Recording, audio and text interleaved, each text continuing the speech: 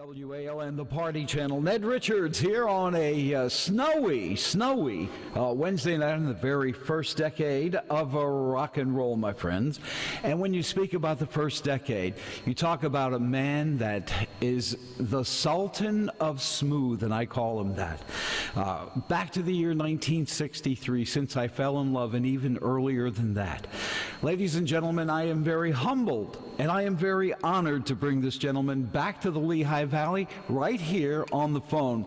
Ladies and gentlemen, Mr. Lenny Welch, and good evening, Lenny. Good evening, Ned. It's a pleasure being with you. Wow, I tell you what, when you talk about some of the great records, and I am sure when, you know, your songs have really contributed to the baby boomers, but the later part. I've heard that. Oh, boy. Well, there you go. I mean, you know, hey, that's, you know, well, let's face it, you know, one of those were backseat songs, you know. They steamed up the windows, let me tell you. Yeah, you're right. I guess you're right. I've heard a lot of stories. People have come up and whispered in my ear things about first time I ever heard that song, you know, so-and-so, and I said, uh-oh, that's enough. I don't need to hear any more. Well, that's okay, you know, that's okay. Let us go back early in your career. When, at that point when you said to yourself, I am going to be a singer, what time, or how old were you at that particular time?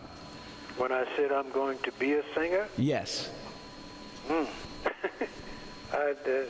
never, well, let me start from the beginning. Start from the beginning. Yeah, I never had any plans on becoming a singer. None at all. I can recall when I was about 11 years old, I used to sit on the curb in Asbury Park, New Jersey. That's where I grew up. And I used to daydream and think about what I was going to do later on in life, and that was I wanted to be an entrepreneur. I wanted to own my own business. These are the dreams I had. I was trying to figure out how I could save enough money to start my own business, a restaurant or a diner or something like that. And I was about 11, 12 years old, and then when I was about 13,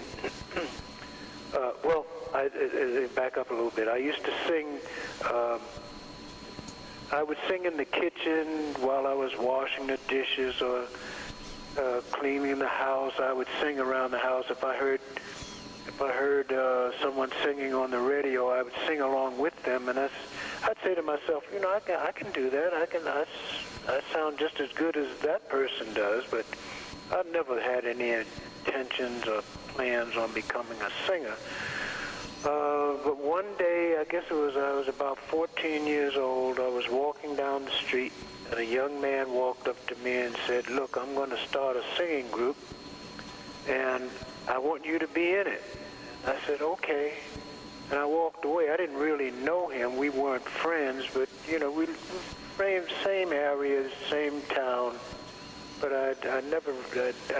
he wasn't a close friend of mine, and I'm trying to figure out, well, why does he think how does he know I can sing? I never sang anywhere. But anyway, as time went by, whenever I saw him on the street, he would come up to me and say, look, I'm going to start this group now. I want you to be in it. And I said, okay. Got to the point where whenever I'd see him, if I saw him coming up the street, I would go the other way because I wasn't interested. But then what happened was we started going to the same high school, and I guess that was in 1954. I was in the gymnasium. We were having a study period, supposedly, and I heard some guys singing, and I asked one of the guys I was sitting with, I said, who is that? I said, they sound like a record, you know. So he said, well, that's Joe. That's Joe Major. And I said, well, that's the guy I've been dodging for the last couple of years. So I walked over and I stood there and I listened to him and a couple of other guys harmonizing. And he looked up and saw me and motioned for me to join in. So that was the beginning of my singing career. I did join in, and later when we finished singing there in the gymnasium, he said, "Look, I told you I'm going to start a singing group," and he said, "I'm going to have some people come over to the house tonight and audition me." He said, "But you're definitely going to be in it." And I said, "Okay." So that night I went to his house, and in the basement, must have had about 20 or 30 people down there auditioning for this group. And I entered, and it came down to 4 guys. It was me and 3 other guys. And that's how it all started. We started this group, and we would sing around locally, and we sang in high school. And we were in the Asbury Park Press and the newspaper, and we were even on they had us on radio, and we'd sing at proms and things like that. And eventually, I moved to New York City. I dropped out of high school. I had 1 year to go, but to make a long story short, I did go back to school. I got my high school diploma, and then I went on to college and got my degree. But prior to that, when I did drop out of school, I moved to New York City, and I met a singer. I remember the name of the group he sang with, but anyway, he introduced me to a man by the name of Coley Wallace. And Coley Wallace was the Joe Louis in the Joe Louis story. Coley was a heavyweight contender. He was a professional fighter, and he was also an actor. As I said, he played Joe Louis in the Joe Louis story. Well, Coley Wallace became a father figure to me, and he introduced me. He took me to Decca Records, and I auditioned there, and I had no intentions of auditioning. Am I talking too much? No. Believe you me, you're one of the easiest to interview, so just keep right on rolling. I didn't know if I was talking too much. No, you'll never be talking too much. Okay, so at Decca Records, Coley, I was living with him. I was about 17 years old, and he said he managed a few people, and he said, "Look, I'm going to Decca Records tonight, and I got a couple of acts that are going to audition. You want to go along?" I said, "Yeah, I want to see the process, see how it goes." So I went with him to Decca Records, and I'm sitting there. And people are getting up. Well, no, they hadn't started yet. Some woman came around with a clipboard, and she said, "What's your name?" I figured I wasn't there to audition. I just wanted to see how they auditioned, what the audition process was like.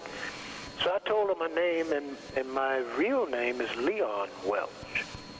And so she wrote down, and I said, Leon Welch. So as time went by, as different people got up to sing, she came over to me. She said, "You're next." I said, "Me?" I said, "I don't want to audition."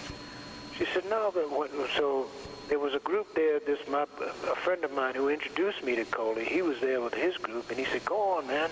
He said, "We'll back you up." So I said, "Okay." So I stood up and I sang Stardust, and they backed me up on Stardust. And then I sat down, and again, I didn't think I was auditioning, but evidently I was. So when it was over, when the auditioning process was over, this engineer's A&R guy's secretary came over to me, and she said, "Lenny Welch." I kept hearing Lenny Welch. I'm looking around saying, "There's somebody here with my last name." So she came over and said, you. I said, no, my name is not Lenny, it's Leon. So the NR guy said, "Well, I think Lenny sounds better." I said, "Okay." So he said, "We're going to sign you up," and he said, "I think you're going to go places." I said, "Okay." I really didn't want to be a solo artist. I wanted to sing with a group, because when I left Asbury Park, I was singing with a group, as I said, and we were singing doo-wop, and I really wanted to hook up with someone like the Drifters or the Coasters or the Cadillacs, groups like that. But just so happened that I auditioned by myself and got my name changed and got a record deal. So the first recording that I did was Rocket to the Moon. It was the A side, and the flip side was a song that a friend of mine back in Asbury Park wrote, and the song was My One Sincere. That's the one we were talking about before we went on the air here, and it seems, reading some of your biography, and it seemed like that B side was more prominent than the A side.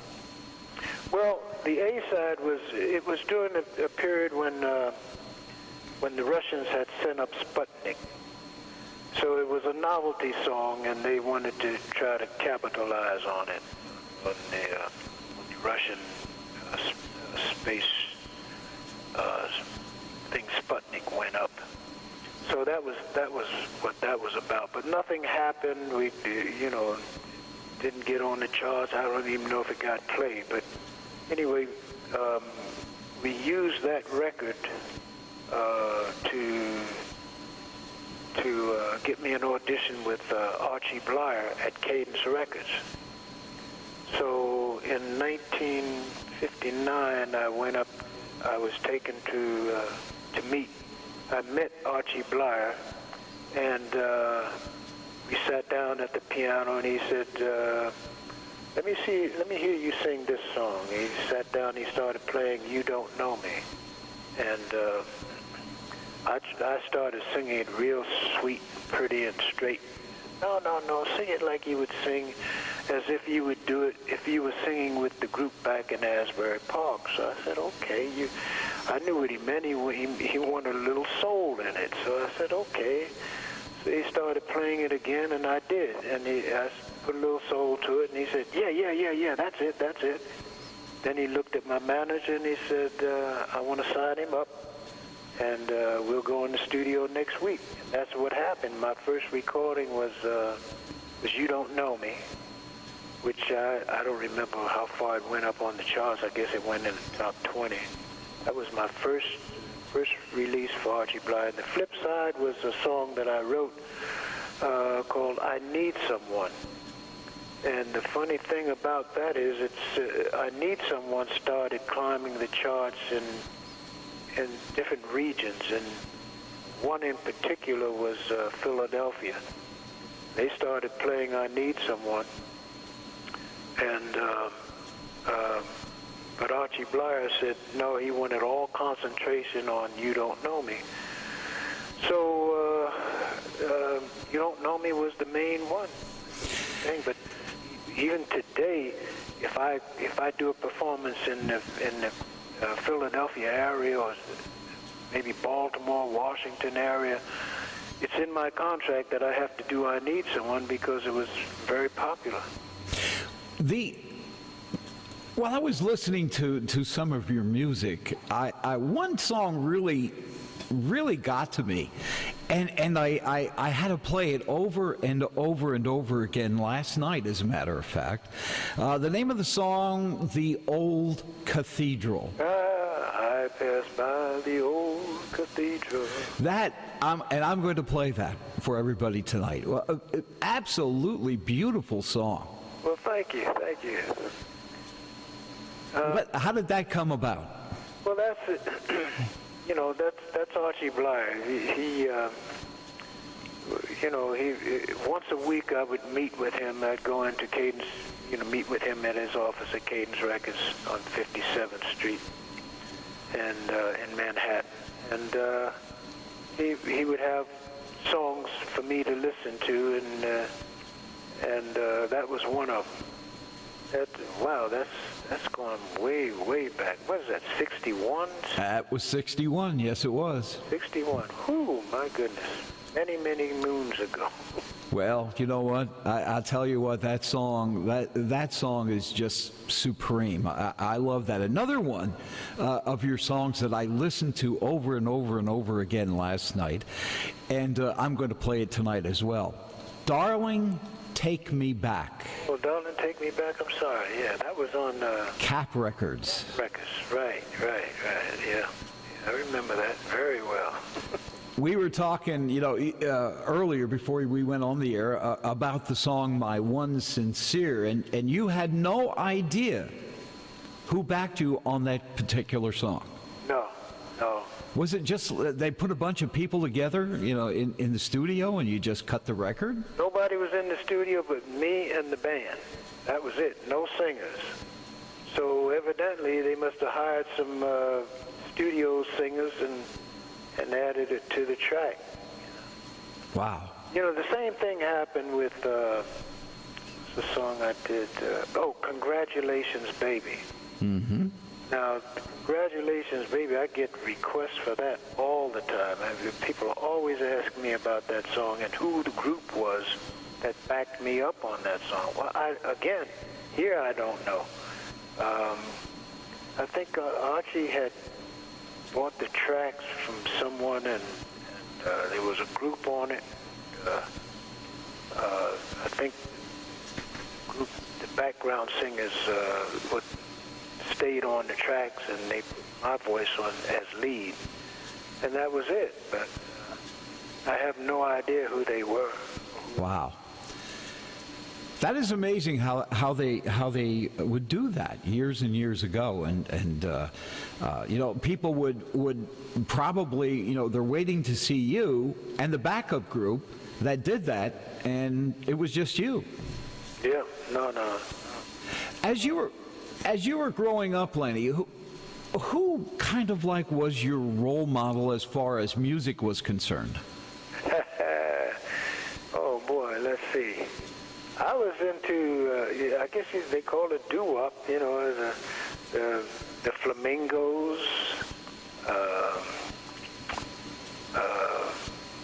Willie Winfield and the Harp Tones. Matter of fact, that's why I recorded Since I Fell for You, because I had heard their version. I used to sing, when I sang with the group in Asbury Park, we used to do a song that they did, which was Since I Fell for You.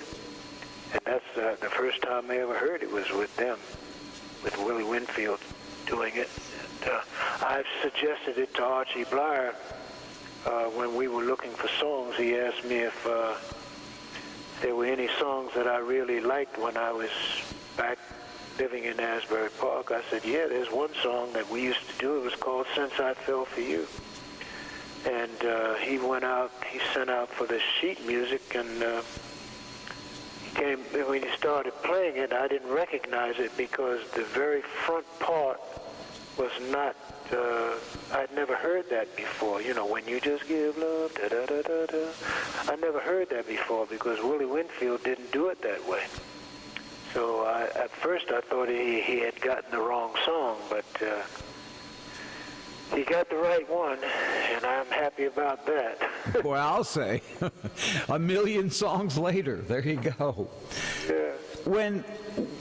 When you said earlier in our conversation at the beginning of our little talk here, you said you wanted to be an entrepreneur, and you kept mentioning about a restaurant. Is that what you really wanted to do if you hadn't become a singer? Oh yeah, I wanted my own business. Oh yes, I was. I had big dreams. I was thinking, if I get one small restaurant, save up enough money from that, then I can get two. And then if I save the money from those two, then I'll get three. And then I'll save the money from that, and then I'll get a hotel. And I save the money from all of those, and then I'll get a bigger hotel. I was dreaming. I was dreaming big. Well, you know what? You may have dreamt about that, but you certainly you did well in your singing career. That is for sure. What is your favorite food that you enjoy making? Say that again. I didn't hear you. What is your favorite food that you enjoy making? Food? Yeah, because you wanted to own a restaurant. Oh, no, I was the only one that owned a restaurant because for the money, not for food. Oh, I thought you were a good cook. Oh, no. That was just for business reasons. Oh, my goodness. Well, you can own a couple now. I'm sure you can, you know. Jeez. Of course, yeah, I own that. As time went on, and you heard Since I Fell for You on the radio, and it became such a huge hit, what did it feel like? Oh, boy. It's hard to explain. You know, it was a thrill. You know, I mean, more than that, I can't say how much joy and how much happiness I felt at the time. I guess, you know, I was living in New York at the time, and I was just a kid. You know, I was in my early 20s. And when the record was released, I didn't think it was going to be a hit. I really didn't, because I'd recorded some beautiful songs prior to that, and they were beautiful ballads, but it seemed like ballads weren't happening as far as I was concerned. So they released it, and I would check with the record company from time to time to see what was happening, and they said it was starting to make noise in, I think, San Francisco. I go back every week and I check, and they say, well, it's moving up. It's number 8, number 10, and now it's moving to Southern California, and then it moved from Southern California, then it started spreading across the country. And by the time it got to New York, I remember one of the major stations there saying, we have a big hit here today. And I'm saying, a big hit? It's already, it's number 5 already on the national charts, and you're going to pick it to be a hit? It's already a hit. Well, you know, as they say, it takes a little time to cross the country. Oh, yeah, that's true. Well, I was thrilled, and I'm still thrilled, to tell you the truth. I had no idea that it would still be popular today, and I would be associated with it. Grateful. Well, you know, I asked the same thing. Last week, I talked to your very good friend, Mr. Mel Carter, last Wednesday. Buddy. And I asked him the same thing, and he was a little stumped on that, you know, how did you feel when you heard it on the radio, and what did it feel like? And I was surprised by his comment that he actually hated the song. Wow. He did. Right here on live TV.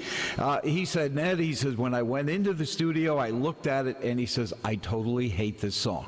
Ooh, no, that wasn't my case. I loved it. Matter of fact, I got goosebumps. I was almost crying when I sang it, because I had just broken up with my girlfriend, and so it was a true thing. It actually happened. I experienced that song, so I was very happy. But I didn't think it was going to be a hit. I had no idea. I really didn't think it was going to be a hit. In the year 2015, do you still get those same goosebumps when you will be singing that song many times again this year?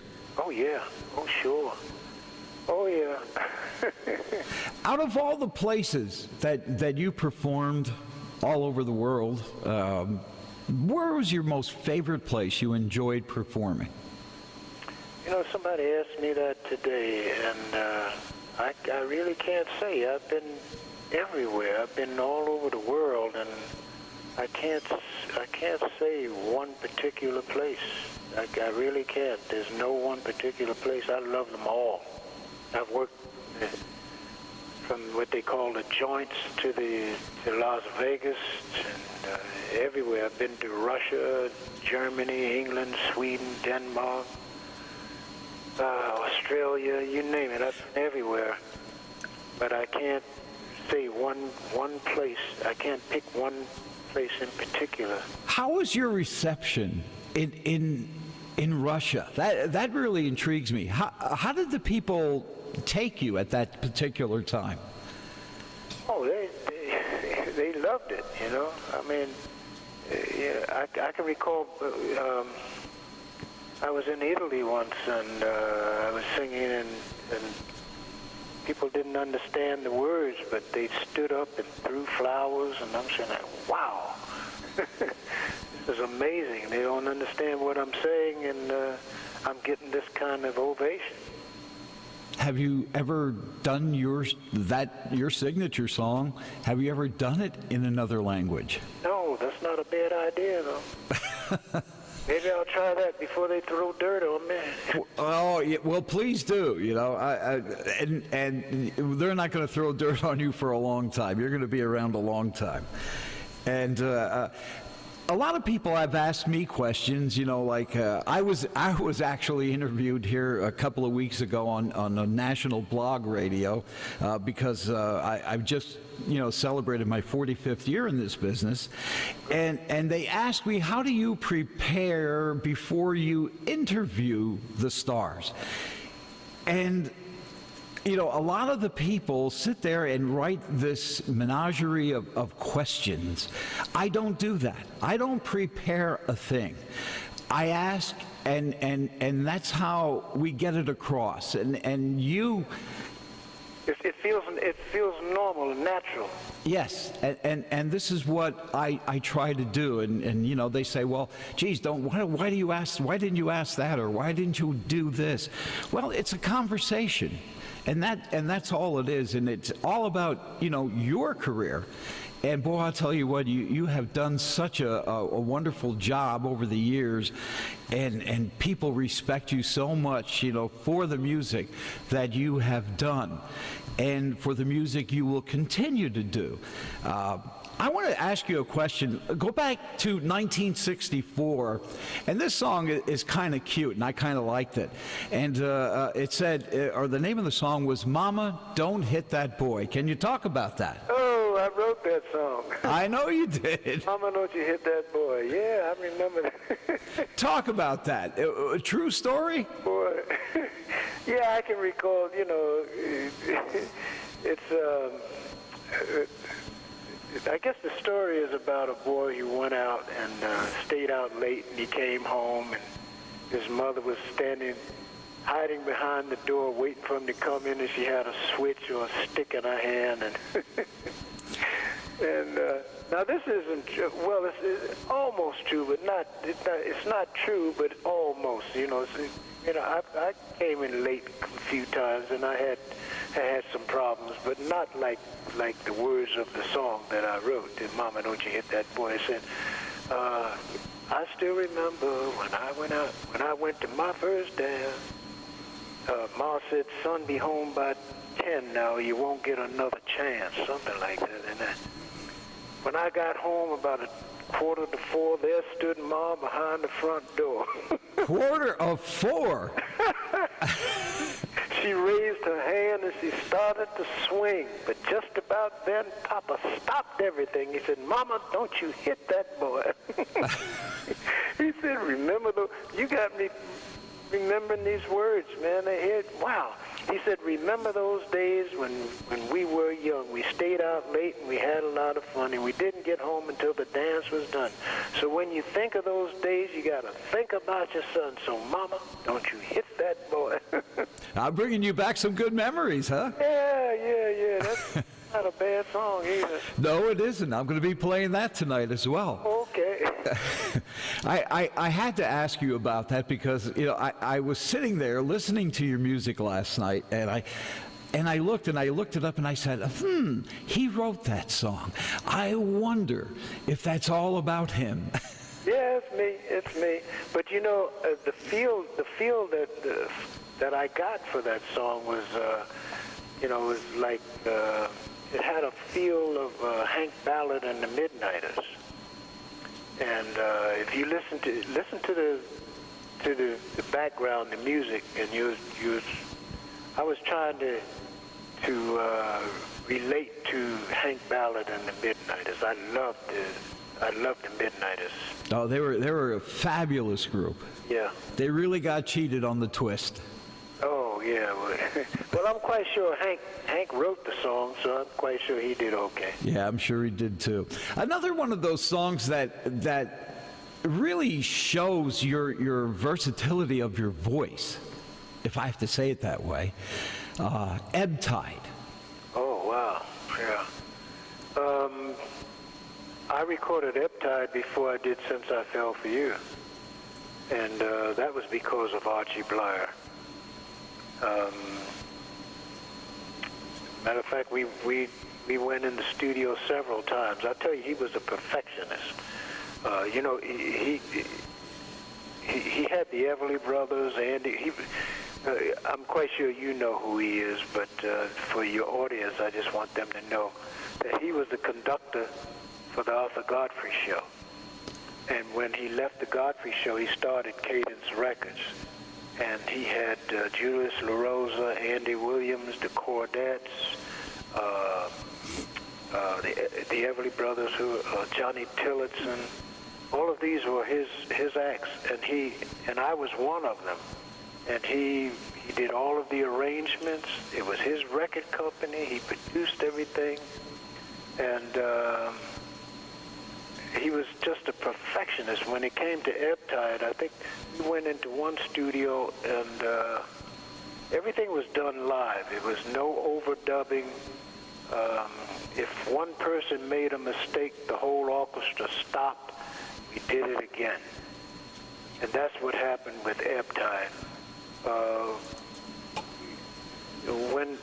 When the session was over, he went back to the office to Cadence Records, and he had a studio there that he could listen to his songs, the things that he'd recorded. And he decided that he was going to scrap the whole session that we had just done and go back in the studio to another studio and record Eptide again. So that's what we did. We did it twice. And that's how Since I Fell for You was recorded. We did about 15 takes on Since I Fell for You, and it was all live. I mean, you know, if one person made a mistake, it stopped and everybody started over. It was no overdubbing. Wow. And it's live. So that's how Eptide came about. Well, he wanted to do the song. I went in. We did it twice, and I don't know. I think it was on one of my albums. It was on the Since I Fell for You album. Yes, it was. Yeah, and but when Since I Fell for You came out, after Since I Fell for You became a hit, my next release was Eptide. And the reason for that is because there was a lady in New Haven, Connecticut, program director there, and her name was Bertha Porter. Never forget it. She started playing Eptide from my album, and it started climbing the charts. So Archie said, I think this is your next release, because it has proven itself. That's how Eptide became my second release after Since I Fell for You. Are you planning on doing any new CDs? No, not at this time. I may do it. I may do something somewhere down the line, but at this particular time, I don't, because the music business has changed so much, and it's a different marketing situation now, and Yes. I just, I cut a CD about 5 years ago, and I spent a lot of money, thousands, and I just had a bad experience with it, trying to get it to the public, trying to get airplay, get promotion people to promote it, get it marketed and so forth. I had very, very bad experience. And I said, at that time, I'll never record again, because the business is so bad, and I want nothing to do with it.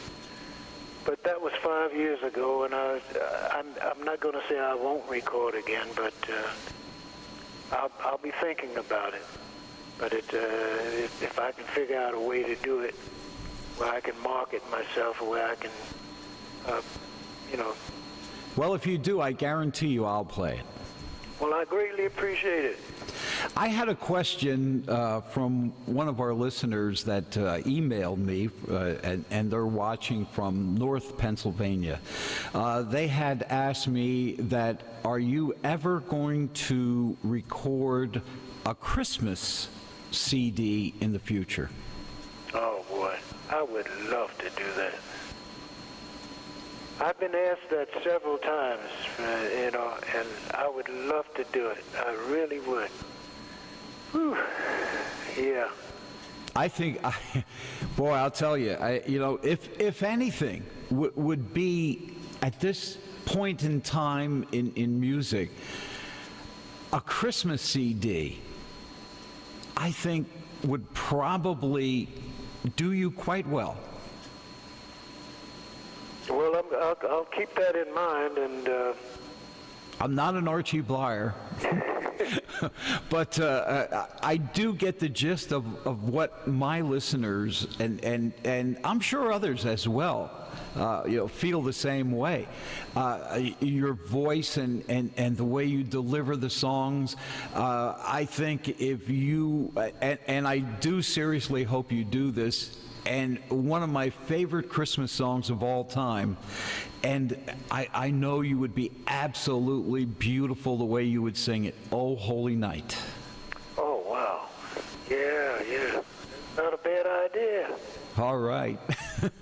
Well, I hope when you do it, you think of me.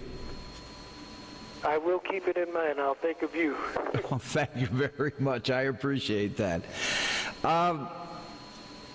As far as doing live performances this year, are you stacked up pretty good? Well, I won't say I'm stacked up pretty good, but I'm still working. Yeah, I still do shows. I live in California. I've been here for the last 15, 16 years, and but all of my dates are on the East Coast, and I don't know why, but the promoters always asking me to come back to the East Coast to do a show. So I'm doing something. In matter of fact, somewhere in Pennsylvania. I don't know where. I don't have the contract in front of me, but I think it's the end of next month. I'll be somewhere in Pennsylvania. And then I'm in Florida. I go to Florida quite a bit. Where else? New York, Westbury Music Fair. Oh yeah, that's a very big venue there. Yeah, it is. So I still do the shows. As people say, keep the music alive. I'm trying to do that. One last question, Lenny. When you do perform, do you see younger people? By what I mean by younger people, I'm talking people in their 20s and 30s. Do you see more of this coming back to, quote unquote, our music? Yes, and they love it. They love it. Well, I'm very happy about that. I'm so glad, and I think of course your PBS special, is totally amazing, and you've done so well, and I only wish you the best, and I certainly do hope that you really consider doing a Christmas CD, and by goodness, I'd certainly play it right here on my shows, that's for sure. Well, thank you kindly. I really appreciate that, and I will consider it, and I'm not going to say I'm not going to record again. I won't say that. I love music too much. I love it. It's been my life. So I'm not going to say I won't record again. I have a lot of, I'm on Facebook. I'm on the social network, and I get requests all the time. People say, "When are you going to record again?" And I want to say tomorrow, but I just had a bad experience. The music business just changed. It has. It truly has changed.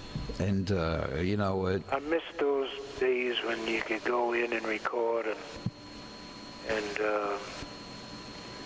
have people listen, people listen to the radio and pick what they wanted to hear. you know, the DJ could play what he wanted to play, and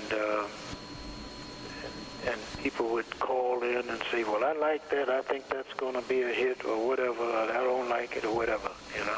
Well, that's true in the business, and we have to call it corporate. Yeah, I know. I know all about it. You know all about it. All about it. I totally understand, and for years, you know, I worked in corporate radio and a lot of oldie stations and things like that, and what's nice about this venue, I can play what I want to play, you know, within reason, you know, but this is our music, and I think, I don't know, maybe you'll agree with me or not, but I do believe our generation, your generation, our generation, same age group, I think we will tend to be younger for a much longer period of time. Amen. There you go. I agree. I totally agree with that too, because you know I just turned 60. I just turned 64 on Monday. Oh, you're a baby. Well, that's what everybody keeps telling me. Mel Carter said the same thing. Compared to me, my age. but you're ageless. You know, you look absolutely fantastic, and I attribute that to our generation of music. For some, I mean, you know, for some ungodly reason why I feel that way, but I do honestly feel that way, that our generation will stay a lot younger forever. I agree. I think so. I really do. I was going to comment on some of today's music, but I'm going to leave that alone. Well, I had a cousin who used to, whenever you'd start a conversation and she didn't want to go into it, she said, I'm going to leave that alone. Okay, well, so I won't ask you that your next performance you won't be, you know, wrapping yourself up with a piece of meat, like Lady Gaga does. Oh. Stay suave and debonair. That's what I say, and that still is the best. Yeah, I agree. That's just me. You know, that's me. I love it. And Mel is the same way. He'll be performing. He's going to be performing this coming Saturday in Philadelphia, by the way. Oh, where's that? Kimmel Arts Center. Yeah, I worked there. I performed there a couple of years ago. We're going to have to get you on the East Coast here a couple of times. That's the only thing I can say.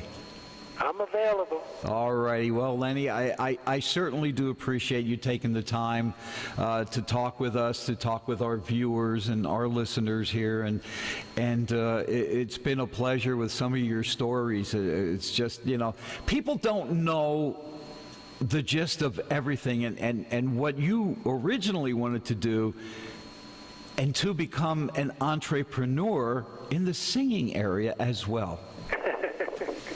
Yep. So you've done well. Well, yes, I have. Yes, I have. I have no complaints. No complaints at all. I'm in good health, and I tell people my age, and they look at me and say, no, you're kidding, because I'm 75. Well, I'll be 75 in May. You don't look... I look older than you. Well, you know, I try to take care of myself. I've been working out since I was about 13 years old. I love working out. I love being in the gym. I can recall when I lived in New York, I used to jog around Central Park, and in those days, nobody was jogging, nobody was working out. People would see me running in the park on the dirt where the horses would go, and they would stop me and say, are you a fighter? I said, no, because fighters were the only people that would jog. And I said, no. They said, well, why are you doing that? I said, just, I enjoy it. I enjoy it. So I've continued. I still do it. I still run. I still work out. I won't go into all the different things I do, but sometimes I'm in the gym maybe 3 hours a day. Excellent. Love it. Well, just keep that voice going. That's all. Oh, yeah. I learned one thing. If you keep the body in shape, the voice will stay there. Well, I guess I should take that into a lot of consideration. Not that I can sing, but I was singing to your songs last night, though, I can tell you that. Okay. Lenny, it's been a pleasure. There's one young lady that wanted to say hello to you, and she is kind of like my long-distance program director, Donna Zappo. Oh, yeah. And I know she's tuned in tonight. On Facebook with me. Yes. Mine on Facebook. Well, she is my long-distance program director. She has hooked me up with a lot of the people that we interview and talk and things like that. And she's a great gal. She's a program director of an internet radio station as well. So Please tell her I said hello. I will definitely, and I'm sure she's listening as well. Oh, okay. Hello, Donna. All right, Lenny, it's been a pleasure. My pleasure, Ned. You take care and God bless. You take care. God bless. And may 2015 be very, very good for you. I hope you consider doing that Christmas CD if you do anything. And thank you. I will. And thank you for all the great memories and the talk tonight. And I appreciate it. I wish you all nothing but the best. Well, thank you so much. I really appreciate it. You take care, my friend. Okay, you too. Be safe. Touch.